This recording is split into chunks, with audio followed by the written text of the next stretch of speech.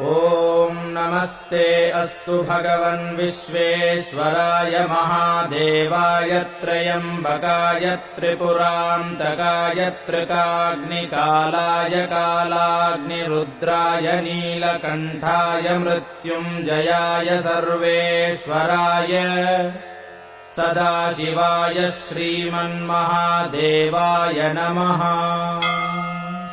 ॐ श्रीगुरवे नमः। ॐ गणपतये नमः। ॐ श्रीशिवाय नमः। ॐ स्थिराय नमः। ॐ स्थाणवे नमः। ॐ प्रभवे नमः। ॐ भीमाय नमः। ॐ प्रवराय नमः। ॐ वरदाय नमः। ॐ वराय नमः। ॐ सर्वात्मने नमः। ॐ सर्वविख्याताय नमः। ॐ सर्वस्मै नमः। ॐ सर्वकराय नमः। ॐ भवाय नमः। ॐ जटिने नमः। ॐ चर्मिणे नमः। ॐ शिखण्डिने नमः।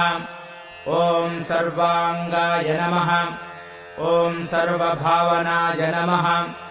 ॐ हराय नमः। ॐ हरिणाक्षाय नमः।